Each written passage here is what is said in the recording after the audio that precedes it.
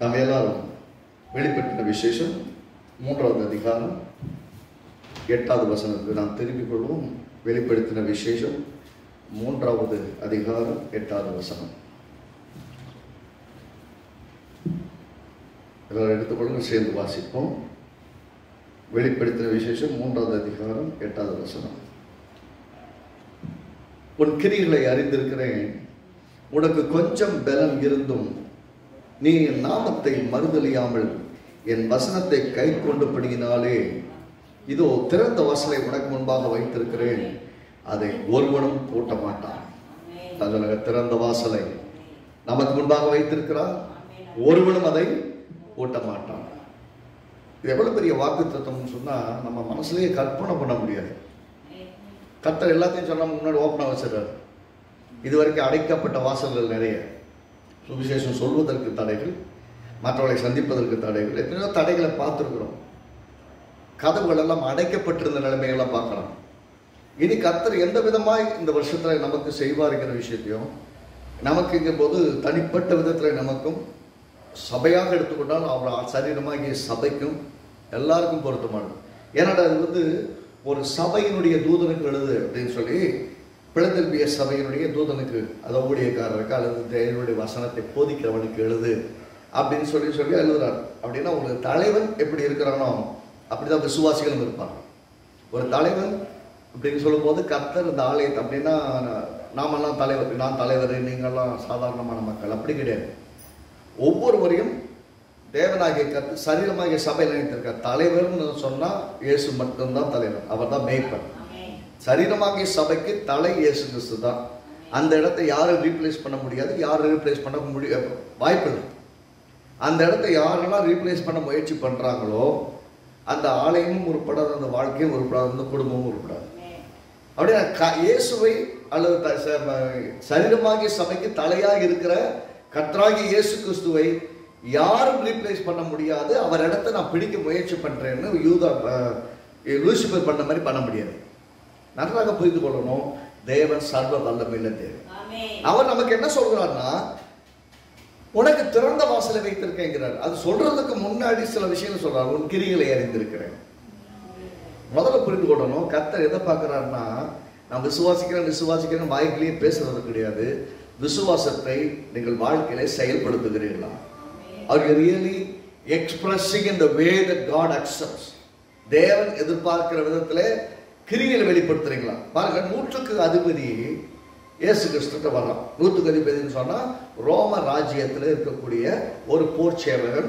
அவன் போர் சேவகன் சொல்றத விட ஒரு 100 பேருக்கு மேல தளபதியா இருக்கக்கூடிய ஒருத்தர். 100 பேருக்கு மேல அவர் அதிபதி. 100 சிப்பாய்கள் அவருக்கெல்லாம் வேலை பார்க்கறான்னு வச்சுக்கோங்க. 100 பேருக்கு அதிபதியா இருக்கு, அதான் 100க்கு அதிபதி. அதான் அந்த மனுஷங்கிட்ட அந்த இயேசு கிறிஸ்து கிட்ட பார்த்தான். அவன் வேலைக்காரன் உடம்பு சரியில்லாம இருக்கான், அந்த வேலைக்காரன் ரொம்ப நேசிக்கிறான். அதனால கர்த்தர் இயேசு கிறிஸ்து கேட்கிறான், ஆண்டவரே என் வேலைக்காரன் சுகம் இல்லாம இருக்கான், நீங்க அவனை சுகமாக்கணும். அப்படி கேட்டவனை கர்த்தர் சொல்ற, ரோம ராஜ்யத்தில் இருக்கிறான், ஆனாலும் என்கிட்ட கேட்டுட்டான். அவன் யூதன் கிடையாது, இஸ்ரேல் வம்சத்தான கிடையாது, வாக்கு தத்துவத்துக்குரியவனும் கிடையாது, விசுவாசத்துக்குரியவனும் கிடையாது. ஆனா அவன் கேட்டதுனால கர்த்தர் சொல்றாரு, சரிவா நான் உன் வீட்டுக்கு ஊழிய வேலைக்காரனுக்கு நான் ஜெபம் பண்றேன். அவர் சொல்றாரு, உன் வீட்டு வரைக்கும் வர்றேன், உன் வீட்டுல உன் வேலைக்காரனுக்கு நான் ஜெபம் பண்றேன். நம்ம இயேசு வாலண்டியரா நானே வரைகிறேன். ஆனா அவன் சொல்றது எப்படி சொல்றான்னா, நீர் ஒரு வார்த்தை சொன்னால் போதும், நீ ஒரு வார்த்தை சொன்னால் போதும், என் வேலைக்காரன் சுகம்.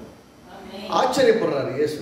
எப்படி ஆச்சரியப்படுறாருன்னா, இஸ்ரவேலுக்குள்ள இப்படி ஒரு விசுவாசத்தை பார்க்கலையே. பாருங்க, யாருக்காக அனுப்பப்பட்டாரு இயேசு கிறிஸ்து? இஸ்ரவேல் ஜனங்களுக்காக. யாருக்கு ஊழியம் செஞ்சுட்டு இருக்கிறாரு? இஸ்ரவேல் ஜனங்களுக்காக. யாருக்கிட்ட சுவிசேஷத்தை போதித்துக் கொண்டிருக்கிறாரு? அதே இஸ்ரவேல் ஜனங்கிட்ட. யாருக்காக வந்தாரோ அவங்களுக்கு இவ்வளவு பெரிய விசுவாசம் இல்லை, இவருக்கு சம்பந்தமே இல்லாம இருக்கிறார். அதாவது இப்ப இருக்கிற இயேசு கிறிஸ்து புறஜாதிகளுக்காக வந்தில்ல, யூத ஜனங்களுக்காக வந்திருக்கிறார். முழு உலகத்தின் பாவங்களை சுமந்து மரிப்பதற்காக வந்திருக்கிறார். அப்படி வந்திருக்கிறவர் சொல்றாரு, இஸ்ரவேலிலும் இப்படிப்பட்ட ஒரு விசுவாசத்தை நான் பார்க்கிறேன். இவன் மனுஷன் பாருங்க, விசுவாசிக்கிறேன் மனசுல சொல்றேன், வாயில் எப்படி டிக்ளேர் பண்ணா, நீங்க ஒரு வார்த்தை சொன்னா போதாண்டவர், எப்படி? நீங்க ஒரு வார்த்தை சொன்னா போதும், என் வேலைக்காரன் சோகமாயிடும். அது எவ்வளவு பெரிய விசுவாசம் பாருங்க. நம்ம அப்படி நம்புறோமா? கர்த்தர் நமக்கு முன்னாடி ஒரு திறந்த வாசனை நீங்க வச்சிருக்கிறாரு. என்ன சொல்றாரு? உன் கிரியைகளை அறிந்திருக்கேங்கிறாரு. நீ எப்படி விசுவாசிக்கிறேன்னு நான் அறிந்திருக்கிறேன். என் வார்த்தைகள் எப்படி உனக்கு சொல்ற, உன் கிரியைகளை அறிந்திருக்கிறேன். உனக்கு கொஞ்சம் பலன் இருந்தும் என் வசனத்தை என்ன சொல்றாரு? என் வசனத்தை கை கொண்டபடினால, காப்பாத்தினதுனால, கை கொண்டபடினால அப்படின்னா அது வசனத்தின்படி நீ வாழ்ந்ததுனாலே, நடந்ததுனாலே. இன்னைக்கு கர்த்தர் நம்மளை பார்த்து என் வசனத்தின்படி நீ வாழ்ந்த அப்படின்னு நம்மளை பார்த்து சொல்ல முடியுமா? நம்மளை பார்த்து இன்னைக்கு அப்படி சொல்ல முடியும்னு சொன்னா கர்த்தர் சொல்ற இந்த திறந்த வாசல் நமக்கு முன்னாடி எப்பயுமே இருக்கும். இப்ப இன்னைக்கு சொல்றாரு, உனக்கு கொஞ்சம் பலன் இருந்தும் என் வசனத்தை கை கொண்டிருக்கிற, உனக்கு கொஞ்சம் பலன் இருந்தும் என்னை மறுதளிக்கிற. சில வார்த்தைகள்லாம் ரொம்ப முக்கியமான விஷயம். கொஞ்சம் சில இந்த விஷயங்கள்லாம் வர வாரங்களில் சில வாரங்கள் டீட்டெயிலாக பார்க்க போறோம்.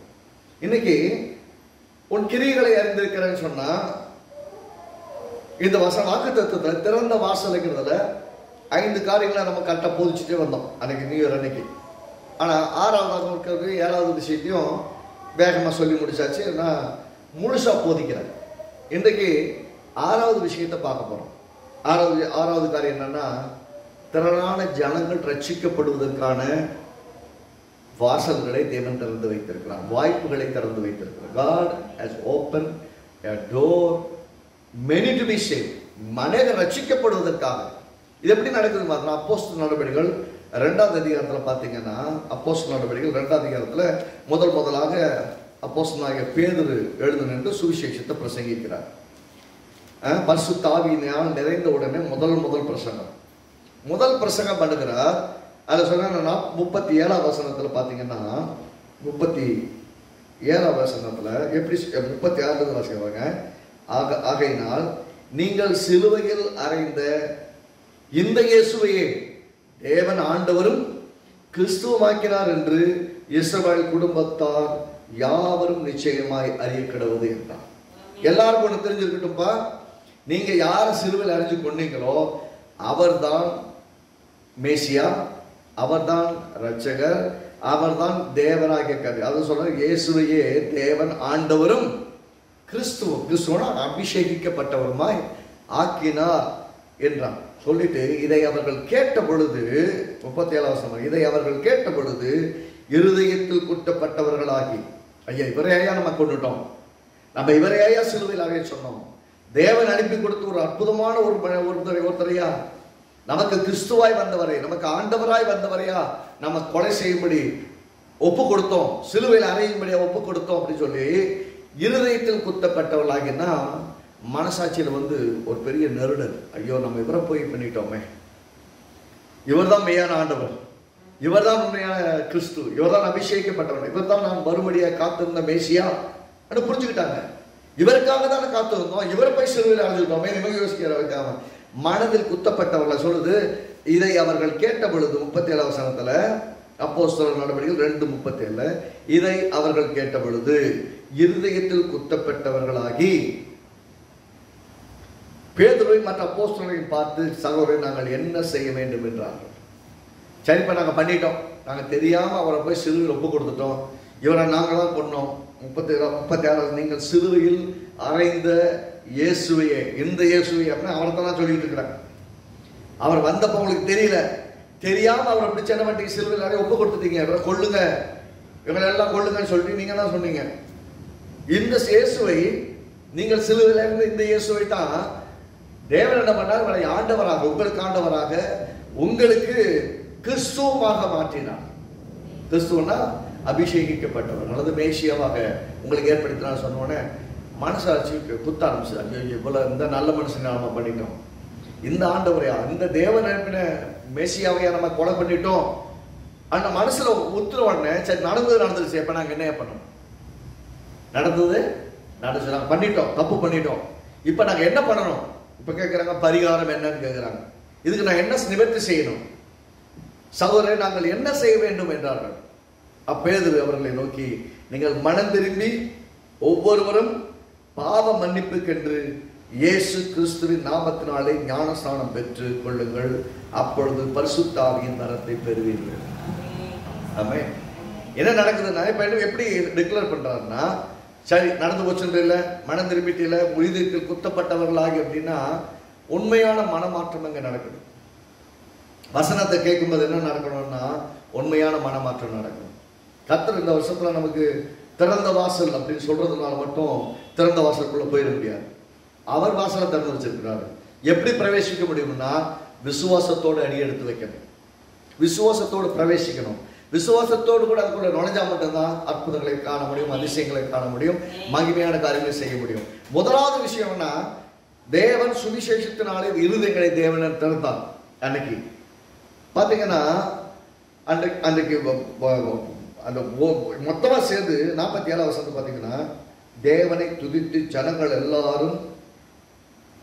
எல்லாரிடத்திலும் தயவு பெற்றிருந்தார்கள், ரட்சிக்கப்பட்டவர்களை கர்த்தர் அனுதினமும் சபையிலே சேர்த்து கொண்டார். 41 வசனம் சொல்றது, அவனுடைய வார்த்தையை சந்தோஷமாய் ஏற்றுக்கொண்டவர்கள் ஞான ஸ்நானம் பெற்றார்கள். என்ன சொன்னாரு 38ல?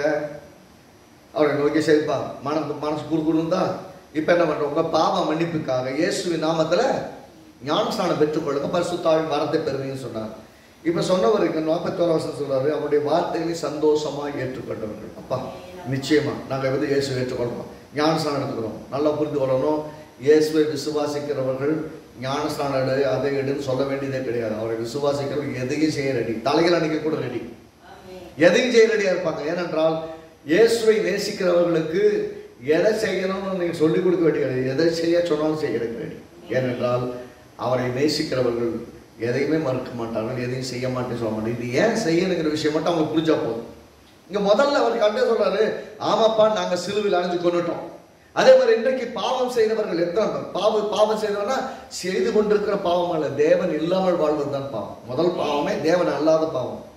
தேவனற்ற மனுஷன் எல்லாம் செய்வானா அந்த பாவத்தின் செயல்கள் தான் இன்னைக்கு உலகம் முழு நடந்துட்டு இருக்கு. ஒருத்தனை பாவின்னு சொல்றோம்னா அவனுடைய கிரிகளை வைத்தல்ல, அவன் தேவன் இல்லாதவனாய் இருக்கிறபடியால், அவன் ஆண்டவராகி இயேசுவை விசுவாசிக்காதவனாய் தேவனுடைய ஜனமாய் அவன் மாறாதபடியால் தான் இன்னைக்கும் பாவம் செஞ்சுக்கிட்டு இருக்கிறான். நான் சில சமயம் சொல்லுவேன் இல்லையா, மரம் எப்படியோ அப்படிதான் கனி இருக்கும். பழம் எப்படி இருக்கும்? மாங்காய் மரத்தை வச்சா தேங்காய் காய்க்காது, மாங்காய் மரத்தை வச்சா மாங்காய் தான் காய்க்கும். அப்படின்னா பாவியா இருக்கிற என்னத்தான் செயல்கள் வரும், பாவம் தான் வெளியே வரும். ஆனால் நீங்க என்ன தன்மையுடையதாக இருக்கோ அதனுடைய கணிதம் வெளிப்படும். நீங்க அதுக்கு மேல பெருசா ஒன்று எதிர்பார்க்க முடியாது. அப்படின்னா பாவியா இருக்கிறதுனால, பாவியா இருக்குன்னா தேவனற்றவனாய் அவன் இருக்கிறதுனால, தேவன் அவனை நடத்த முடியாதனால, எதை செய்யணும் எதை செய்யக்கூடாது என்பதை நிதானிக்க தெரியாததுனால, எதை செய்தாலும் தவறுகள் இந்த உலகம் காண்பிக்கிறதுனால எல்லாவற்றையும் செய்கிறது. அதுதான் பிரச்சனை. உலகம் ஒன்று கற்றுக் கொடுக்குது, எப்படி வாழலாம், என்னவோ செய்யலாம், எதை செய்தாலும் தவறில்லை என்று ஒன்று போதிச்சுக்கிட்டு இருக்குது, காட்டி கொடுத்துக்கிட்டு இருக்குது. அந்த படிப்பனைகளை பற்றி கொண்டு என்ன சொன்னாங்க, எல்லாம் செய்யறாங்க, நல்லா தான் இருக்கிறான், அவெல்லாம் ஜாலியாக என்ஜாய் பண்றான், எங்களுக்கு தான் ஒண்ணுமே இல்லை. யூஸ்வலாக பார்த்தீங்கன்னா கிறிஸ்துவ வாலிபர்களுக்குள்ளாக இருக்கிற ஒரு பெரிய மனச்சுமை என்னன்னா, அவங்க என்ன நினைக்கிறாங்கன்னா, கிறிஸ்துவ குடும்பத்திலே பிறந்து ரட்சிக்கப்படாமலுக்கு எத்தனையோ பேர் இருக்காங்க. நான் அப்படி இருந்து ரட்சிக்கப்பட்டவன். அவங்க என்ன நினைக்கிறாங்கன்னா, இந்த கிறிஸ்துவம் என்னை ஜாலியாகவே இருக்க விட மாட்டேங்குது, என்னை என்டர்டெயின் பண்ணவே விட மாட்டேங்குது, சந்தோஷமா வாழ விட மாட்டேங்குது, 4 பேரோட போக விட மாட்டேங்குது, 4 பேரோட மக்களை கலந்து எல்லாத்தையும் அனுபவிக்க விட மாட்டேங்குது. இவங்க என்ன நினைக்கிறாங்கன்னா, எங்கே போனோம், பசங்களோட போனோம், பார்க்கு போனோம், பீச்சு போனோம், பப்புக்கு போனோம், நல்ல தண்ணி அடித்தோம், ஆடினோம், அதுதான் சந்தோஷம் அவங்க நினைக்கிறாங்க. நான் பசங்களோட சேர்ந்து சினிமாவுக்கு போனோம், என்டர்டெயின் பண்ணோம், அதுதான் சந்தோஷம் நினைக்கிறாங்க. அவங்களுக்கு என்ன புரியலன்னா, 3 மணி நேரம் நீங்கள் சந்தோஷமாக என்டர்டெயின்மெண்ட் வரீங்களே, அதுக்கப்புறம் நீங்கள் அதில் என்ன கற்றுக்கிட்டீங்க, என்ன உங்கள் வாழ்க்கை போதனை? சரி போனீங்க, இந்த மாதிரி விஷயங்களை நீ உள்ளே எடுத்துக்கிட்டதுனால, ஒரு பப்பில் போய் நல்லா டான்ஸ் ஆடிட்டு சில பொருட்களை உள்ளே எடுத்துக்கிட்டதுனால என்ன நடந்துச்சு உங்களுக்குள்ள வாழ்க்கை, என்ன மாற்றம் நடந்திருக்குன்னு பார்த்தா ஒன்றும் கிடையாது. உள்ள ஒரு மாற்றமும் நடக்காம சரீரத்தை கெடுத்துக்கொண்டு மனசு அந்த நேரத்தை கொஞ்ச நேரம் என்டர்டெயினாக இருக்கும். கொஞ்சம் மண்டையில் ஏறினதுக்கு அப்புறம் என்ன செய்யணும்னு தெரியாது, என்ன பேசுறோம்னு தெரியாது, யார்கிட்ட எப்படி பிஹேவ் பண்றோம்னு தெரியாது. அதாவது தன்னிலையை மறந்து தாறுமாறாய் வாழக்கூடிய ஒரு வாழ்க்கையை நான் அனுபவிக்க இந்த கிறிஸ்து தடை செய்கிறார், கிறிஸ்துவம் தடை செய்கிறோம்னு நினைக்கிறாங்க. நான் சொல்றேன், உங்கள் நிலை தடுமாறி உங்கள் வாழ்க்கையை கெடுத்து உங்கள் சரீரங்களை கெடுத்து அதற்கு அடிமையாகி ஒரு நாள் வெளியே வரணும்னு ஆசைப்பட்டால் வர முடியாத ஒரு நிலைமைக்கு போயிடுவோம். பார்த்தீங்களா? அந்த இடத்துக்கு போகக்கூடாதுன்னு கர்த்தர் காப்பாற்றுறார். அந்த மாதிரி இடத்துக்கு போறவங்க எல்லாம் பாருங்க, நீங்க நல்லா பாருங்க, அப்படியெல்லாம் போய் என்டர்டைன் பண்ணி போறவங்க எல்லாம் வாழ்க்கையில எப்படி ரொம்ப சக்சஸ்ஃபுல்லா இருக்காங்க பாருங்க. இல்ல, பெரும்பாலும் அவங்களுடைய வாழ்க்கை உங்களை இம்ப்ரெஸ் பண்ணுதான்னு பாருங்க. இல்ல, என்ஜாய் பண்றாங்க. என்ஜாய் பண்ணிட்டா முடிஞ்சு போச்சா? வாழ்க்கையில லட்சியங்களோடு வாழ்கிறவர்கள், மிக உயர்ந்த இடத்துக்கு போக விரும்புகிறவர்கள் இப்படிப்பட்ட இடங்கள்ல போயிட்டு உட்கார்றது, இப்படிப்பட்ட விதத்துல வாழ்றது. அப்படி வாழ்றவங்க யாரும் நல்ல உயர்ந்த இடத்துக்கு போகவே முடியாது. நீங்க நல்ல உயர்ந்த ஸ்தானங்களுக்கு ஏறி இருக்கணும், நல்ல இடத்துக்கு போகணும்னு நினைச்சீங்கன்னா ஆண்டவராகிய இயேசுவை விசுவாசித்து அவர் சொல்லுகிற பாதைகளை கரெக்டா போனா நம்முடைய வாழ்க்கை மிக சிறப்பாகும். நாம அநேகருக்கு ஆசீர்வாதமா இருப்போம். நம்மளை எப்படி அவர் யோசிக்கிறாரோ நம்ம அநேகருக்கு ஆசீர்வாதமா வைக்கிறது தான் ரசிக்கிறாரு. ஆனா நான் இவங்க என்ன நினைக்கிறாங்கன்னா, ரட்சிக்கப்பட்ட குடும்பத்துல பிறந்தவர்கள் எப்படி யோசிக்கிறாங்கன்னா, நான் எதை வேணா செய்யலாம், என்னத்தை வேணா செய்யலாம், எதுவுமே தப்பு இல்லை, எது வேணா செய்யலாம் தப்பு இல்லை, இந்த இயேசு என்ன அனுமதிக்கலாம், நான் தனியாக என்ஜாய் பண்ணிக்கிறேன். பாருங்க, அதெல்லாம் அனுபவிக்கிற ஒவ்வொரு மக்களும் பாருங்க, ஒரு டைம்ல அப்படி அனுபவிப்பாங்க, ஒரு காலத்துல ரெகுலேட் பண்ண வருத்தப்படுவாங்க. இப்படிலாம் நம்ம லைஃப்ல வேஸ்ட் பண்ணிட்டேங்க, நானும் வருத்தப்பட்டிருக்கிறேன். இத்தனை வருஷம் வேஸ்ட் ஆக்கிட்டு வாழ்க்கையில பாதி வாழ்க்கையை வேஸ்ட் ஆக்கிட்டு அப்புறம் ஆண்டவராகிய இயேசுகிட்ட வந்திருக்கோமே, நமக்கு வேதனைப்பட்டிருக்கேன். ஆனாலும் கர்த்தர் நல்லவர். அப்ப நாட்களை போச்சுங்கிறது கிடையாது, இருக்க நாட்களை பயனுள்ள விதத்துல பயன்படுத்த உதவி செய்கிறார். நம்ம வாழ்க்கையில் என்ன செய்யணும், இங்க சொல்றாரு, பாவத்தை என்னைக்கு உணர்றாங்களோ, இந்த உலகம் ஒரு வாழ்க்கை கற்றுக் கொடுக்குது, அந்த உலக வாழ்க்கையின்படி இந்த உலகத்தின் மக்கள் வாழ்கிறபடி வாழலாம், தவறு இல்லை என்று நம்முடைய மனசு சொல்லும் போது, இல்லை நான் அதற்காக அழைக்கப்படலை, அப்படி இருக்கும்படி நான் அழைக்கப்படலை, நான் வாழ வேண்டிய விதம் கர்த்தருடைய பார்வையிலே செம்மையும் நன்மையும். அதை கர்த்தர் சொல்றாரு, உனக்கு கொஞ்சம் பலம் இருந்தும் எங்கே நீ என்ன மறுதளிக்கிற, உனக்கு சான்சஸ் கிடைச்சது, வாய்ப்புகள் கிடைச்சது, என்ன வேண்டாம் சொல்றதுக்கு 1000 வாய்ப்புகள் இருந்தது. ஆனால் பாரு, கர்த்தர் சொல்றாரு, இயேசுவை மறுதளிக்காமல் ஆண்டவராகிய இயேசு விசுவாசத்தை ஏற்றுக்கொள்வது தான் நம்ம முக்கியம். சொல்ற திறந்த வாசல் நமக்கு முன்னாடி வைக்கிறான்னா, ஒரு விசுவாசிக்கு முன்னாடி மட்டும் கிடையாது, விசுவாசிக்க வாய்ப்பை தேவன் கொடுக்கிறார். The year of opportunities. தேவனாகிய கர்த்தர் இந்த வருடங்களிலே திறந்த வாசல் சொல்றது, இயேசுவை விசுவாசிப்பதற்கான வாய்ப்புகளை தரப்போகிறார். ரட்சிக்கப்படாதவங்களுக்கு என்ன, அதை கேட்கிறவர்கள், இந்த ஜனங்களுக்கு சுவிசேஷத்தை கேட்ட உடனே இந்த இயேசு எனக்கு வேண்டும். என்ன சொன்னாங்க, இந்த இயேசு எனக்கு, நான் யாரை கொலை செஞ்சனோ, யாரை கொலை செய்ய ஒப்பு கொடுத்தனோ, இயேசு என்னவோ நினைக்கிறாங்க, அவரே தான் வந்தாரு, ஒரு சமய போதகர், ஒரு மதத்தை போதிக்க வந்தவர், எல்லாரும் சேர்ந்து சிலுவையில் அரைஞ்சிட்டாங்க, ஒரு புனிதமான மனிதர் கொன்னுட்டாங்க அப்படின்னு நினைக்கிறாங்க. இல்ல, உன்னுடைய பாவங்களுக்காகவும் என்னுடைய பாவங்களுக்காக சிலுவையில் மரித்தார் என்பது தான் இயேசு. என் பாவத்துக்காக மரித்தார் என்பது அவரை புனிதரா பார்க்க மாட்டோம், எனக்காக உயிரை விட்ட கர்த்தர்னுவோம். நம்ம எப்படி பார்க்கிறோங்கிற பெர்ஸ்பெக்டிவ், நம்முடைய பார்வை எதன் அடிப்படையில் வருதுன்னா, அவரை நாம் யாராய் பார்க்கிறோம், அவர் யாராய் இருக்கிறார் என்று பார்க்கிறோம். இங்கதான் முக்கியம். இந்த வருஷத்தினுடைய பாதையில அநேகருக்கு நாம் சுவிசேஷத்தை அறிவிக்க முடியும். பேதுரு அபிஷேகிக்கப்பட்டவன் எழுந்து நின்று கர்த்தரை போதிக்கிறான். அவனுக்கு என்ன தெரியல, உலகத்துக்கு என்ன தெரியலன்னா, இயேசுவையும் கிறிஸ்துவையும் கிறிஸ்துவத்தையும் வேண்டாமல் வெறுத்துட்டா ஏதோ நமக்கு நல்லது பண்ணிட்டோம், அவங்க வாழ்க்கைக்கு நல்லது பண்ணிட்டாங்க, தேசத்துக்கு நல்லது பண்ணிட்டாங்க நினைக்கிறாங்க. இல்லையே, உங்களுக்காக எனக்காக சிலுவையில மரித்த ஒரு ரட்சகரை வேணான்னு சொன்னா ஒண்ண வர முடியும். இந்த ஜனங்க கேட்கிறாங்க, நீங்க தான்ப்பா கொலை பண்ணீங்க, நீங்க தான் கொலை பண்ணீங்க, அவரைத்தான் தேவனாகிய கர்த்தர் ஆண்டவரும் ரட்சகருமாய் மாற்றி இருக்கிறார், அபிஷேகிக்கப்பட்ட கிறிஸ்துவாய் மேசியாவாய் மாற்றி இருக்கிறார் அப்படின்னு சொன்ன உடனே நாங்க என்ன செய்யணும்னு வந்திருக்கிறாங்க. இன்னைக்கு கர்த்தர் நமக்கு கொடுக்கிற வாய்ப்புகள் ஒவ்வொன்றையும் பயன்படுத்தி நம்முடைய நண்பர்கள், உறவினர்கள், நம்ம அறிந்திருக்கிற மக்கள், நம்ம பக்கத்தில் இருக்கக்கூடியவங்க யாருக்கா இருந்தாலும், ஆண்டவராக இயேசு நீ தான் கொண்டுட்ட அப்படி சொல்றது இல்லை, நமக்காக தான் இயேசு மரித்தார், நம்முடைய பாவங்களுக்காக மரித்திருக்கிறார். நான் எங்க பாவம் செஞ்சேன், நான் ஒருத்தருக்கு ஒரு தீங்கு செஞ்சது இல்லைன்னு சொல்லும் போது நாம் தேவனோடு இருக்கும்படியாக நம்மை உண்டாக்கினார், அவருடைய ஜீவனை நமக்குள் வைத்தார், இந்த சரீரத்தை அவர் தான் உண்டாக்கினார், இந்த சரீரம் அவரிடத்தில் நம்ம பெற்றுக்கொண்டது, இதுக்குள்ள ஜீவன் அவர் தந்தது. இன்னைக்கு இந்த ஜீவனை, அவர் கொடுத்த ஜீவனை வைத்துக் கொண்டு, அவர் கொடுத்த சரீரத்தை வைத்துக் கொண்டு நம் மனம் போல வாழ்ந்து கொண்டிருக்கிறோம். இந்த சரீரத்தை பாவத்துக்கு உட்படுத்தினதுனால தேவன் செய்ய வேண்டாம்னு சொல்லி சொன்னதை செஞ்சு தேவனை விட்டு தூரம் ஆயிட்டோம். இயேசு நம்மை மீண்டும் தேவனோடு இணைப்பதற்காக அவர் நமக்கு பதிலாக மரித்தார். நமக்கு பதிலாக மரித்தார். நாம சாகணும், நம்ம சாகல, உயிரோடு இருக்கிறோம். காரணம் இயேசு நமக்காக மரித்ததுனால. யோசிச்சு பாருங்க, நீங்க உங்களை கொண்டிருக்கணும்னா பாவத்தின் சம்பளம் மரணம், அவ்வளவுதான். உங்களை கொண்டிருக்கணும் அப்படின்னு உங்களை கொண்டிருந்தா இயேசு மரிக்க வேண்டியது கிடையாது. இயேசு மரித்ததுக்கு நீங்க மரிக்க கூட உங்களுக்கு பதிலாக அவர் மரித்தார். எதுக்கு? ஏதோ பாவத்தை மட்டும் நீக்கி போகிறது கிடையாது. இந்த பாவம் இந்த உலகத்தை கொண்டு வந்த மரணம் முதற்கொண்டு எல்லாத்தையும் ஜெயிப்பதற்காக. வியாதிகளை, பலவீனங்களை, தரித்திரங்களை, இல்லாமைகளை, இயலாமைகளை, உழைப்பில் இருக்கிற போராட்டங்களை, எப்ப பாவம் உள்ள வந்ததுக்கு அப்புறம் தான் உழைப்பு போராட்டமா மாறிடுச்சு. தேவன் சொல்லுகிறாரு, நீ நிலத்துல வேலை செய்யும் போது மிகுந்த வேர்வையோடு கூட வேலை செய்ய. எப்படி? வேலை கஷ்டமானதே பாவம் உள்ள வந்ததுனால தான். சுலபமாய் செய்ய வேண்டிய வேலையை கஷ்டமா செஞ்சுட்டு இருக்கிறோம். இன்னைக்கு இந்த கர்த்தர் கஷ்டமா செஞ்சுட்டு இருக்கிற சுலபமாக்குக்காக நமக்கு ஆசீர்வாதம் மரித்தார். ஒருவேளை நாளைக்கு கிடைக்கூட வருமானமெல்லாம் ஓட்டப்பையில போட மாதிரி போயிட்டு இருக்குன்னா அந்த ஓட்டப்பைகள் எல்லாம் அடைப்பதற்காக தான் சொல்ல இருக்கிறோம்.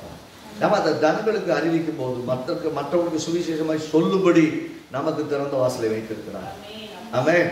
இயேசு சொல்கிறாரு, இப்ப தேவனாகிய கர்த்தர் நான் கிரியை செய்யும்படியான நேரத்தை எனக்கு கொடுத்திருக்கிறார். ஒருவரும் கிரியை செய்ய முடியாத ஒரு காலம் வரும். யாரும் சுவிசேஷத்தை சொல்ல முடியாத காலம் வரும். அன்னைக்கு நீங்க சுவிசேஷத்தை சொல்லணும்னு ஆசைப்படுறதே சொல்ல முடியாது. இந்த காலத்தில் நாம் மௌனமா இருந்தாலும் ரட்சிப்பு வேற வகையில் இருக்கிறோம். நாம சொல்ல வேண்டியது நம்முடைய கடமை. அவங்களுக்காக ஜெபிக்க வேண்டியது நம்முடைய கடமை. யாராவது அப்படி பிரச்சனை இருக்காங்களா, நீங்க ஒன்றும் பெருசா சொல்ல வேண்டாம். அவனுக்காக ஜெபம் பண்ணணும். தேவன் அவனுக்கு அற்புதங்களை செய்வார். அவர் தைரியங்களை கொடுப்பார், நம்பிக்கை கொடுப்பார், விசுவாசத்தை கொடுப்பார். நீங்க அவங்ககிட்ட நேரடியாக சொல்ல முடியலையா, அவங்களுக்காக ஜெபம் பண்ணுங்க. கேட்கலாட்டி உங்களுக்காக ஜெபம் பண்ணட்டுமான்னு கேட்டீங்கன்னா, ஆமா எனக்காக ஜெபம் பண்ணுங்க அப்படின்னு சொன்னாங்கன்னா, போங்க எனக்கு அது மாதிரிலாம் நம்பிக்கை இல்லை சொன்னாங்கன்னா, நான் ஜெபம் பண்றேன், கர்த்தருக்கு உதவி செய்வேன். அவ்வளவுதான். நம்பிக்கையே இல்லாமல், அவர்கள் விசுவாசம் இல்லாமலே ஜெபத்திற்காக நின்றிருந்தாலும் கூட நீங்கள் விசுவாசத்தோடு ஜெபிக்கும் போது விசுவாசம் உள்ள ஜெபம் பிடியாளிகளை ரட்சிக்கும். ரட்சிப்பு அப்படித்தான் ஆரம்பிக்கும். அப்ப தெரியும்னா, எத்தனை நாள் அலைஞ்சோம், இவங்க ஒரு சின்ன ஜெபம் பண்ணாங்க, எனக்கு தேவன் அற்புதம் செஞ்சுட்டாங்க. நீங்க எப்படி யோசிக்க கூடாதுன்னா, ஏதோ ஊழியக்காரன் வந்தா தான் ஜெபம் பண்ண முடியும். கர்த்தர் சொல்றாரு, உங்களை ஒவ்வொருத்தரையும் அபிஷேகித்து வைத்திருக்கிறார். நீங்க ஒவ்வொருவரும் ஊழியக்காரர்கள், இதை கேட்கிற எல்லாரும் ஊழியக்காரர்களாக தேவன் வைத்திருக்க. நீங்க போய் ஜெபம் பண்ணா தேவன் கேட்பார். ஏழைகள், பேதைகள், திக்கற்றவர்கள், அனாதைகள், நம்பிக்கை இல்லாதவர்கள் எல்லாருக்கும் தேவனாகிய கர்த்தர் உங்களை ஜெபிக்கும்படி வைத்திருக்கிறார். நீங்க திரளான ஜனங்களுக்கு சுவிசேஷத்தை சொல்லுவது ஒன்று, நீங்களே சுவிசேஷமாய் வாழ்க்கையை வாழ்ந்து காட்டுவது ஒன்று. உங்களை பார்க்கிறவங்க இயேசுவை பார்க்கணும். இயேசு இதுவரைக்கும் பிரதிபலிக்கவே முடியலன்னா, let people see God in you. உனக்குள்ள இருக்கிற தேவனை பார்க்கணும். சொல்றாரு, உன் கிரியில் அறிந்திருக்கிறேன், நீ கொஞ்சம் பலன் நான் மறுதளிக்கிறேன், என் வசனத்தை கை கொண்ட அப்படின்னு கர்த்தரே சொல்றாருன்னா ஜனங்கள் பார்க்காம இருப்பாங்க? கர்த்தரே நீ வசனத்தை கை கொண்டு வாழ்ற அப்படின்னா மற்றவங்க பொய் சொல்ற பழக்கம், பொய் சொல்றத பிரதானமா வச்சிருக்க பழக்கம். நாம பொய் சொல்றதுக்கு நாவு கூசும், பழக்கக்கூடாது. நாக்க பொய் சொல்றதுக்கு பழக்கக்கூடாது. உள்ளதை ஒன்று சொல்லுங்க, என்ன மிஞ்சி போனா கல் தத்துவாங்க. என்ன யாரும் ஒன்றும் பண்ணிட போறதில்லை. விசுவாசத்தோடு நாம் தேவனுக்காக வாழும்போது உள்ளதை உள்ளது இல்லது இல்லதுன்னு பேச கற்றுக்கொள்ளலைன்னா கர்த்தருக்காக வாழ முடியாது, கர்த்தரை அறிவிக்க முடியாது. நம்மை பார்க்கிற நம்ம அவங்க சொன்னா அந்த வார்த்தையை நம்பலாம் அப்படிங்கிற இடத்துக்கு நம்ம வரணும். நம்பலன்னா அது அவங்க பிரச்சனை. மற்றவங்க நம்ப சொல்ல முடியாது. நம்புங்க அப்படின்னு நீங்க சொல்ல வேண்டிய அவசியமே கிடையாது. உங்களை நம்பலன்னா நம்பாம போறாங்க. நம்பாம போறவங்களை பற்றி கவலைப்பட வேண்டிய கிடையாது. ஆனால் உங்கள் வாயின் வார்த்தைகள் கர்த்தருக்கு முன்பாய் தெளிவா இருக்கணும். நீங்க பேசும்போது அதை கேட்கிறவர்களுக்கு பாருங்க, அந்த மனுஷன் எதிர்த்து நின்று இந்த பேரு எப்படிப்பட்டவன் சொல்றாங்க, இந்த பேரு படிக்காதவனாச்சே இப்படி பேசுறானே. நான் சொல்ற பரிசுத்த ஆவியானவர்களாலே நீங்கள் நிறைந்து பேசும்போது உங்க வாயிலிருந்து எப்படி இந்த வார்த்தையெல்லாம் வரும்னே தெரியாது. நீங்க ஜெபம் பண்ணும்போது, ஆவியானவருடைய உதவியோடு ஜெபம் பண்ணும்போது, இந்த வார்த்தையெல்லாம் எப்படித்தான் நான் சொல்லி ஜெபம் பண்ண எனக்கே தெரியல, எனக்கு அற்புதமா இருக்கு, எனக்கே ஜெபம் என் ஜெபம் ஆச்சரியமா இருக்கு அப்படின்னு சொல்ற அளவுக்கு உங்களை ஜெபிக்க வைப்பாங்க. அவங்களுக்காக மற்றவங்களுக்காக ஜெபிக்கும் போது அந்த வார்த்தைகள் அவர்களை தொடும். ஆவியானவர்களை சந்திப்பார், அவளை ரட்சிப்புக்குள்ளாக நடத்துவார், பெரிய மாற்றங்களை காணணும். இங்க ஒரே நாள்ல சொல்றாரு 40 வருஷத்துல அவருடைய வார்த்தையை சந்தோஷமா ஏற்றுக்கொண்டவர்கள் ஞானஸ்நானம் பெற்றார். யார் தான் ஞானஸ்நானம் பெற்றாங்கன்னா, அவர் வார்த்தையை சந்தோஷமா ஏற்றுக்கொண்டவர்கள். அப்படின்னா சும்மா வற்புறுத்தி எதுவும் பண்ண முடியாது.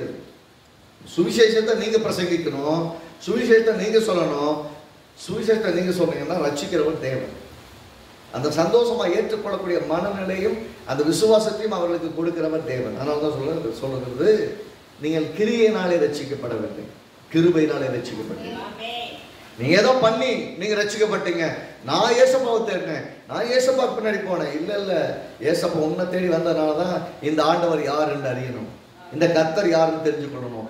இவர் இவ்வளவு அன்பானவராக இருக்கிறாரு, இவரை நான் தெரிஞ்சுக்கொள்ளணும். இந்த உலகத்தில் இருக்கிற எல்லாரை விட இவ்வளவு அன்பான ஒருத்தர் இருக்கிறாரு, எனக்காக சிலுவையில் உயிரை கொடுத்தவர் இருக்கிறாரு, இவரை தேடி நான் கண்டுகொள்ள வேண்டும் என்று நீங்கள் தேடினதுனாலதான் இயேசுவை கண்டுபட்டீங்க. அப்ப சும்மா தேடல, இவர் யார் என்பதை உங்களுக்கு சொன்ன போது இப்படி ஒருத்தர் இருக்கிறாரா, என்னை இவ்வளவு கவனமா பார்க்கறதுக்கு ஒருத்தர் இருக்கிறாரா அறிந்து கொள்ள தேடினார்கள். இதே போல அநேகர் தேடுவார்கள். நீங்க எப்படி ரட்சிக்கப்பட்டீங்கன்னு கொஞ்சம் யோசிச்சு பாருங்க. உங்களை தேடி கர்த்தர் எப்படி வந்தார், உங்களுக்கு எப்படி சுவிசேஷம் அறிவிக்கப்பட்டது, அதை எப்படி விசுவாசித்தீர்கள், எப்படி இயேசுவை பெற்றுக்கொண்டீர்கள் பாருங்க. இன்னைக்கு இந்த வார்த்தைகளை கேட்கிற யாரா இருந்தாலும் சொல்றேன், இன்றைக்கும் கர்த்தராகிய தேவன் உங்களோடு பேசிக் கொண்டிருக்கிறார். நீங்கள் கொலை செய்தவராக இருக்கலாம், உங்கள் நிமித்தமாய் சிலுவையிலே மரித்தவராக இருக்கலாம், உங்களுக்காகவே அனுப்பப்பட்டிருக்கிற கர்த்தருடைய வார்த்தை என்ன என்று சொன்னார், என்னைக்கு மனம் திரும்பி ஆண்டவராகிய இயேசுவை விசுவாசித்தால் என்றைக்கு தேவனுடைய பிள்ளைகளாய் மாறி போகலாம். ரொம்ப தூரத்துல கிடையாது, ஒண்ணுதான், இந்த வாயை திறந்து இயேசுவை நேரின் ஆண்டவர் என் உள்ளத்திலே வாரும், எனக்கு ஆண்டவராகிரும், என் பாவங்களை எல்லாம் கழுவி உங்களுடைய பிள்ளையாக்கி நான் உமக்காக வாழ எனக்கு உதவி செய்யும் என்று சொன்னால் இந்த வினாடியிலிருந்து நீங்கள் தேவனுடைய பிள்ளைகளாயிருப்பீர்கள். எல்லாரும் கர்த்தருக்குள்ள வந்துடலாம். வந்துருக்க பெருசா நீங்க எதை பண்ணணுமான்னு கேட்டா கர்த்தர் நீ ஒன்றும் பண்ண வேண்டிய, உலக எல்லாத்தையும் பண்ணி முடிச்சுட்டேங்கிறார். சுவிசேஷம் என்ன, எல்லாத்தையும் இயேசு செஞ்சிட்டார், நீ விசுவாசித்தா போதும். அவரை உள்ளத்துல விசுவாசத்தை நீ ஏற்றுக்கொண்டா போதும், இயேசு எல்லாத்தையும் முடிச்சிட்டார். ஆனா இன்னைக்கு சுவிசேஷம் எப்படி போயிட்டு இருக்குன்னா, நீ என்ன செய்தாய் கர்த்தருக்காக பாருங்க. நான் அன்பை பெற்று, நான் ரட்சிப்பு பெற்று, நான் ஆசீர்வாதத்தை பெற்றதுக்கப்புறம் நான் ஐ கேனாட் கீப் சைலண்ட், என்னால் கம்முன்னு உட்காந்துருக்க முடியாது. இந்த ரட்சிப்பை, இந்த அன்பை, இந்த மீட்பை, நான் பெற்ற சந்தோஷத்தை மற்றவங்கிட்ட பகிர்ந்து கொள்ள வேண்டும். அப்பதான் உண்மையுள்ளவர்கள். அதெல்லாம் கர்த்தர் சொல்றாரு, நீங்க சின்சியரா இருந்தீங்கன்னா உலகெங்கும் சென்று சகல ஜனங்களுக்கு சுவிசேஷத்தை சொல்லுங்க. இங்க கர்த்தர் நமக்கு திறந்த வாசலை வைத்திருக்கிறார். வாய்ப்புகளாகிய சுவிசேஷத்தை அறிவிப்பதற்கான வாய்ப்புகளுக்கான கதவுகளை திறந்திருக்கிறார். நாம போய் கர்த்தருடைய வசனத்தை சொல்லணும். கர்த்தருடைய வசனத்தை சொன்னா அநேகர் ஆண்டவராக இயேசு ஏற்றுக்கொள்வார். போன பார்த்தா சுவிசேஷம் சொல்வதற்கான வாசல் என்பதை கடைசியா பார்த்தோம் இல்லையா, அஞ்சாவது. அப்போஸ்தலனாகிய பவுல் சொல்கிறாரு, ஒரு 2 கொரிந்தியர் 2வது அதிகாரம் 12வது வசனத்துல, நான் கர்த்தரால் எனக்கு வாசல் திறக்கப்பட்டிருந்தது. ஒரு பட்டணத்துக்கு போற சுவிசேஷத்தை அறிவிக்க அவர் சொல்றாரு, கர்த்தரால் எனக்கு வாசல் திறக்கப்பட்டிருந்தது, வாய்ப்பு திறந்திருந்தது. இங்க கர்த்தருடைய வார்த்தையை அறிவிப்பதற்கான வாய்ப்புகள், எனக்கு பிளாட்ஃபார்ம்ஸ் இருக்குது, வீடுகள் திறந்திருக்கிறது, மக்களுடைய இருதயம் திறந்திருக்கிறது, வசனத்தை போதிப்பதற்கு எதிர்ப்புகளும் இருக்குது. அவர் சொல்றாரு, எதிர்ப்புகளும் இருக்குது, ஆனா வாசல் திறந்திருக்கு. எதிர்ப்புகளை பார்க்க கூடாது, எதிர்ப்பு இருக்கத்தான் செய்யும் எப்பயுமே, ஆனா வாசல்ல திறந்திருக்கு. திறந்த வாசலை நமக்கு முன்னாடி வச்சதுக்கு அப்புறம் இப்ப நான் செய்யலன்னா எப்ப செய்யணும்? நான் சுவிசேஷத்தை சொல்ல நினைக்கிறேன், ஒரு நல்ல நாளுக்காக ஜெபம் பண்ணிட்டு இருக்கிறேன். கர்த்தர் சொல்றேன், இன்னைக்கு தான் அந்த நல்ல நாள், இன்னொரு நல்ல நாள் வரப்போறதில்லை. ஒவ்வொரு நாளும் கர்த்தர் உண்டு பண்ணின நாள். இதுல மகிழ்ந்து கழிவுண்டு கர்த்தருடைய வார்த்தையை அறிவியுங்கள். நான் அழைக்கப்பட்ட அழைப்புக்கு நான் என்ன செய்யறேங்க ரொம்ப முக்கியம். If God called me, I have to do something too. நான் சில விஷயத்தை செஞ்சுதான், கர்த்தரை அழைத்ததுதான் சில விஷயங்களை செஞ்சிருக்கணும். என்ன செஞ்சிருக்கணும் இங்க சொல்றா பாருங்க, கர்த்தரை நீங்க தான் கொண்டீங்க, நாங்க என்ன பண்ணணும்? மனம் திரும்பி ஞானஸ்நானம் எடுத்துக்கொள்ளுங்க, இயேசுவை ஏற்றுக்கொள்ளுங்க. ஏற்றுக்கொள்றாங்க. அன்னைக்கு சொல்றது, அன்றைய தினம் அப்போஸ்தலர் 2வது அதிகாரம் 41வது வசனத்துல, அன்றைய தினம் ஏறக்குறைய 3000 பேர் சேர்த்துக் கொள்ளப்பட்டார். ஒரே நாள்ல ஒரே பிரசங்கத்துல 3000 பேர் ரட்சிக்கப்பட்டார். எல்லோரும் ஆமென் சொல்லுவோம். ஆமென். ஒரு ஆளு ஒரே ஒரு பிரசங்கம், ஒரே பிரசங்கத்துல 3000 பேர் ஆண்டவராகிய இயேசுவை ஏற்றுக்கொண்டார். அது கடைசி வசனம் சொல்லுது, 47வது வசனம் அதிகாரத்துல 47வது வசனம் சொல்லுது, என்ன சொல்றது? தேவனை துதித்து ஜனங்கள் எல்லாரும் தயவு பெற்றிருந்தார்கள். எல்லாம் சொல்லுங்க, தேவனை துதித்து ஜனங்கள் எல்லாரும் தயவு பெற்றிருந்தார்கள். தேவனை துதிக்கிறார்கள், ஜனங்கள் எல்லாரும் இவர்களை பார்க்கும்போது இறக்கமா பார்க்கறாங்க, ஃபேவரபிளா இருக்கிறாங்க. ஜனங்கள் இப்படி துதிக்கிறாங்க, இவங்களுக்கு எதிராக இருக்கிறாங்க அப்படிலாம் கிடையாது. ஜனங்கள் எல்லாரும் இவர்களுக்கு ஆதரவா இருக்கிறாங்க. யோசிச்சு பாருங்களேன். நாம நினைக்கிறோம் நம்ம துதிச்சோம்னா நம்மளை எல்லாம் வெறுக்கிறாங்க, ஏதோ சொல்றாங்க அப்படின்னு. சும்மா உட்காந்து அல்லி அல்லி கத்திட்டு இருக்கிறது இல்லை. தேவனுடைய மகத்துவங்களை, தேவனுடைய வல்லமையை, தேவனுடைய கிருபையை, தேவனுடைய தயவை, அவர் செய்த உதவிகளை, ஒத்தாசைகள், அவர் செய்த அற்புதங்களை, அவர் சிலுவையில் செய்து முடித்த மாபெரும் மீட்புகளை சொல்லி நீங்கள் துதிக்க ஆரம்பித்தால் இதை கேட்கிறவர்கள் இப்படிப்பட்ட ஒரு தேவனை ஆராதிக்கிறார். முழு ஜெபம் பண்றது இல்லை, மூக்குக்குள்ளே ஜெபம் பண்றது கிடையாது, மனசுக்குள்ளே ஜெபம் பண்றது கிடையாது. உங்கள் ஜெபத்தை கத்தி பக்கத்து வீட்டாலும் தூக்க விடாமல் பண்றதும் கிடையாது. உங்கள் விசுவாசத்தின் அறிக்கையானது மற்றொரு உள்ளங்களை அசைக்கத்தக்க விதத்தில் இருக்கணும். உங்கள் ஜெபங்கள் மற்றொரு உள்ளங்களை தொடு விதத்தில் இருக்கணும். மற்றவங்க இரிட்டேட் பண்ணக்கூடாது. இந்த உலகத்துல பிரச்சனை என்னன்னா, மற்றவங்க இரிட்டேட் ஆனால் தான் நமக்கு எதிர்க்கிறாங்க. மற்றவங்க கோவப்படும்படியான சூழலை உருவாக்குறதுனால, ஏன்னா இயேசுவை தெரியும், இயேசுக்காக வைராக்கியம் இருக்கு. ஆனா அந்த வைராக்கியம் பாத்தீங்கன்னா முரட்டு வைராக்கியமா இருக்கும். ஒரு பக்கம் இப்படி சொல்லணும்னா முட்டாள்தனமான வைராக்கியம் இருக்கணும். அந்த வைராக்கியம் முட்டாள்தனமா இருக்கக்கூடாது. ஆக்கப்பூர்வமாய், அறிவுபூர்வமாய் ஆத்துமாக்களை ஆதாயம் செய்யக்கூடிய விதத்தில் இருக்கணும். நம்மளை பார்க்குறவங்க நம்ம பேசுறத, நம்ம செயல்படுகிற விதங்களை, நம்ம வாழ்ற விதங்களை பார்க்குறாங்க. நம்ம எல்லா சூழலும், நமக்கு இருக்க சவால்கள், நெருக்கங்களை எல்லாம் பார்த்துட்டு இருக்கிறவங்க, அதன் மத்தியில் நம்ம எப்படி பயணப்படுகிறோம் என்று பார்க்கிறவர்கள் ஒரு நாள் நம்மகிட்ட கேட்பாங்க, எப்படிங்க உங்களால் இவ்வளோ பிரச்சனையை சமாளிச்சுட்டு உங்களால் அந்த ஒவ்வொரு நாள் ஆண்டவரை துதிக்க முடியுது? இவ்வளோ அநியாயம் பண்ணுறாரு உங்க கடவுள். இப்படியே கேட்பாங்க, பாருங்க எத்தனை கொடுமை பண்றாரு கடவுள் உங்களுக்கு. ஒரு நாளாவது அவரை திட்ட மாட்டேங்கிறீங்களே, ஏன் கடவுளை இப்படி பண்றீங்கன்னு கேட்க மாட்டேங்கிறீங்களே அப்படின்னு உங்கள்கிட்ட கேட்டாங்கன்னா, அவர் எனக்கு கொடுத்திருக்கிற மீட்பு பெருசு. நரகத்துக்கு போகாம இன்னைக்கு பரலோகத்துக்கு கொண்டு போறதே பெருசு. வாழ்க்கையில் இந்த கொஞ்ச நாள், அந்த ஒவ்வொரு நாளும் எனக்கு நன்மை செய்கிறார். இன்னைக்கு நெருக்கம்னா, இன்னைக்கு கஷ்டம்னா, மீண்டும் இந்த கஷ்டங்களை, நெருக்கங்களே ஒரு நாள் மாத்திடுவார். நான் நல்லா இருவேன், நல்லா வாழ்வேன். அந்த நிச்சயம் இருக்கிறதால அவரை நம்பி நான் வாழ்க்கையில முன்னாடி போயிட்டு இருக்கிறேன். இது வரைக்கும் எனக்கு நடந்த எல்லா உபத்திரவங்களையும், தீங்குகளையும் கர்த்தர் கூட என்னை காப்பாற்றினா இன்னும் காப்பாற்றுவார்னு நீங்க அறிக்கை எடுக்கும் போது அதை கேட்கிறவங்க சொல்லுவாங்க, இவ்வளவு பெரிய நம்பிக்கை, தைரியத்தை எப்படி உங்களுக்குள்ள வந்திருக்கிறார். அப்படின்னா இயேசு கிறிஸ்து உண்மையிலே உங்க உள்ளத்துல வாழ்றாரு. இங்க அப்படிதான் சொல்லுது, ஜனங்கள் எல்லாரும் தேவனை துதிச்சு ஜனங்கள் எல்லாரிடத்திலும், சொல்லுங்க ஜனங்கள் எல்லாரிடத்திலும், அதை பார்க்கிற எல்லாரிடத்திலும் தயவு பெற்றிருந்தார்கள்னா இவங்க தேவனுக்குரியவர்கள் என்பதனால இவர்களை பார்க்கிற விதம் வேற மாதிரி, இவர்களுக்கு உதவி செய்யற விதம் வேற மாதிரி. இவர்களை பார்க்கும்போது எல்லாச்சும் ஆச்சரியமா இருக்குது. நான் கேட்கிறேன், இன்றைக்கு நம்ம வாழ்ற நம்ம பகுதியில், நம்ம வாழ்ற இடத்துல, படிக்கிற இடத்துல, வேலை செய்யற இடத்துல, போய் வர்ற இடத்துல இன்னைக்கு நம்மளை பார்க்கிறவங்க நமக்காக தயவாய் இருக்கக்கூடியாக நம்ம வாழ்ந்துட்டு இருக்கிறோமா?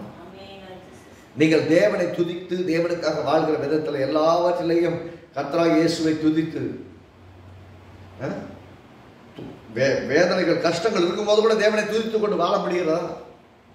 அப்படி இருந்தீங்கன்னா எல்லாரிடத்தும் தயவு பெற்று, எல்லாரும் என்ன வெறுக்கிறாங்க, எல்லாரும் என் மேல கோபமா இருக்கிறாங்க, எல்லாரும் என்ன பகைக்கிறாங்கன்னு சொன்னீங்கன்னா அந்த பகைகளை எல்லாம் தேவனாகிய கர்த்தர் நன்மையாக, அற்புதமாக, உறவுகளாக மாற்றுவார்.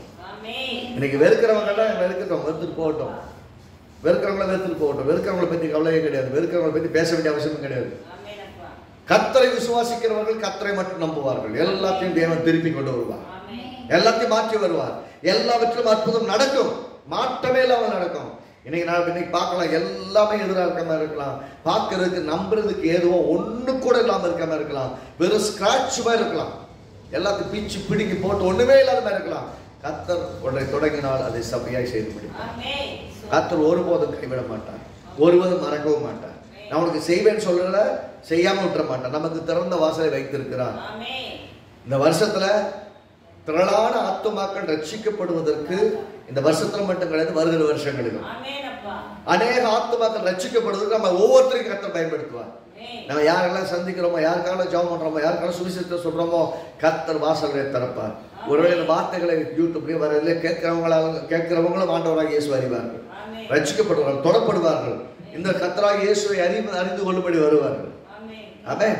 பயந்து ஓட வேண்டியது கிடையாது. எதையும் செய்யாம போயிடுவோமோன்னு யோசிக்க வேண்டியது கிடையாது.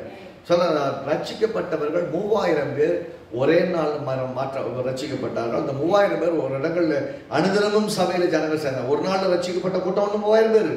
அதுக்கப்புறம் பார்த்தீங்கன்னா எல்லாருக்கும் தயவு பெற்றிருக்கிறதுனால இந்த ஜனங்கள் எல்லாரும் ஒரு இடத்துல வந்து அனுதினமும் சபையில வந்து சேர்த்துக் கொள்ளப்பட்டார்கள். அப்படி தேவனை துதித்து ஜனங்கள் எல்லாரிடத்திலும் தயவு பெற்றிருந்தார்கள். ரட்சிக்கப்படுகிறவர்களை கர்த்தர் அனுதினமும் சபையை சேர்த்து வந்தார். அப்ப 3000 பேரை வச்சு சபையை ஆரம்பிச்சு முடிச்சல. முதல் சபை 3000 பேரோட ஆரம்பிச்சார்.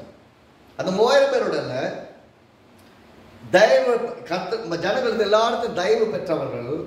தயவு பெற்றவர்கள் என்ன அர்த்தம்? இரக்கம் பெற்றவர்கள். இந்த ஜனங்களை பார்க்கும்போது இரக்கமா பார்க்குறாங்க. எப்பா என்ன ஜனங்கள் அப்படின்னு அப்படி நம்பினவர்கள் இவர்களோடு வந்து சேர்ந்து கொண்டார்கள். நான் உங்கள் ஆலயத்துக்கு வரேன்.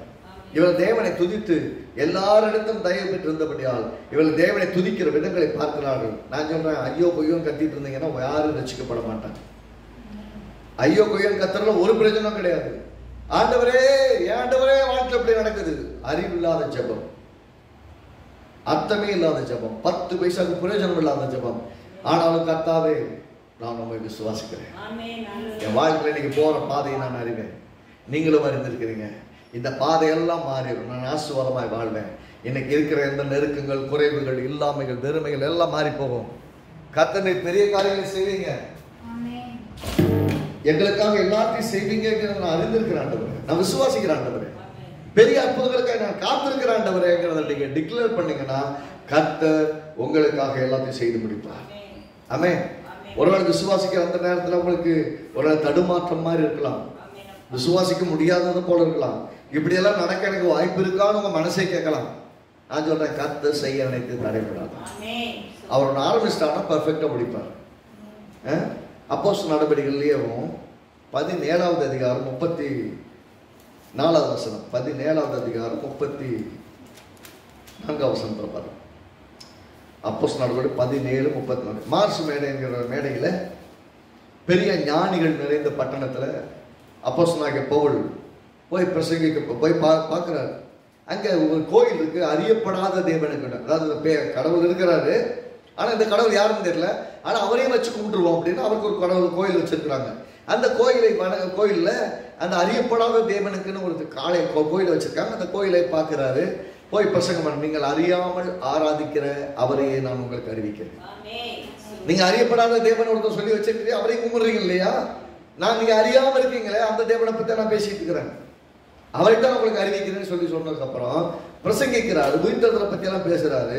பேசுனதுக்கு அப்புறம் பாத்தீங்கன்னா 34வது வசனத்துல பாருங்க, சிலர் அவனை பற்றி கொண்டு விசுவாசிகளானார்கள். என்னவா? எல்லாம் அறிவாளிங்க, ஸ்காலர்ஸ் சொல்லுவாங்கல்ல, அரிஸ்டாட்டில், சாக்ரட்டிஸ் போன்ற தத்துவ ஞானிகள் நிறைந்த கிரேக்க பட்டணத்துல,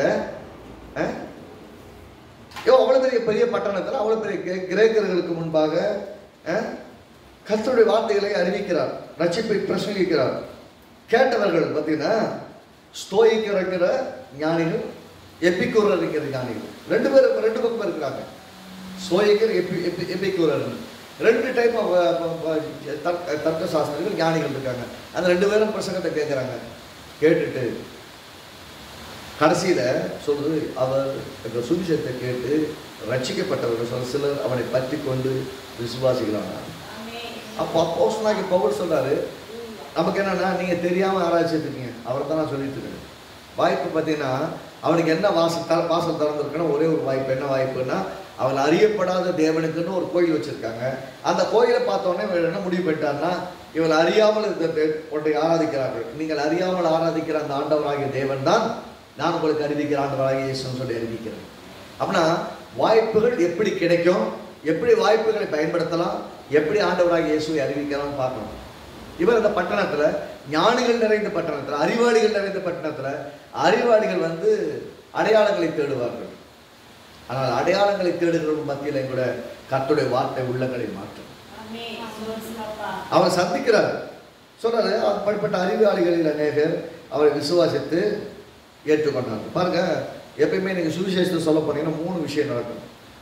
சுவிசேஷத்தை போய் யாருக்கே சொன்னீங்கன்னா, ஆண்டவராக இயேசுவை நமக்கு திறந்த வாசல் வைத்திருக்க சொல்ல போறீங்க அப்படின்னா, எல்லாருடைய இருதயமும் உங்களுக்கு திறந்திருக்கும்னு சொல்ல முடியாது. கர்த்தர் வாய்ப்பை திறந்திருக்கிற சுவிசேஷ அறிவிக்க, கேட்குடைய இருதயம் திறந்திருக்குமான்னு கேட்டீங்கன்னா சொல்ல முடியாது. கேட்குடைய இருதயம் திறந்திருக்குமா நம்மளால சொல்ல முடியாது. ஆனா சொல்ல வேண்டியதை சொல்லும் போது அந்த 3 விதமா உங்களுக்கு ரெஸ்பான்ஸ் கிடைக்கும்.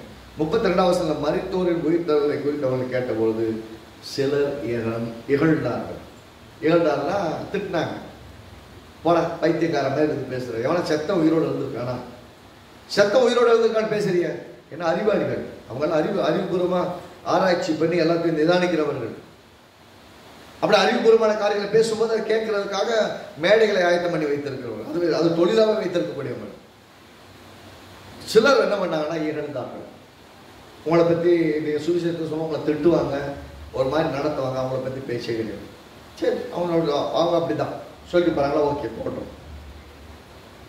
அதே வருஷம் பார்த்தீங்கன்னா சிலர் நீ சொல்லுகிற இன்னொரு வேலை கேட்போம் என்றார்கள். ஏதோ சொல்ற, ஏதோ கொஞ்சம் புரியுது, ஆனால் எனக்கு புதுசாக புரியல. நீ சொல்றதை பற்றி கேட்கறதுக்கு இப்போ எனக்கு டைம் இல்லை, நான் அவசரமாக போறேன், இன்னொரு நாள் கேட்கலாம் அப்படின்னா என்ன அர்த்தம்? அதை அவாய்ட் பண்றாங்க அல்லது தட்டி கழிக்கிறாங்கன்னு அர்த்தம். ஒன்று உங்களை திட்டிட்டு போவாங்க, இல்லை நீங்கள் வருத்தப்படக்கூடாது, இன்னொரு நாள் சொல்லுங்க, இன்னொரு நாள் பார்ப்போங்க அப்படின்னு போயிடுவாங்க.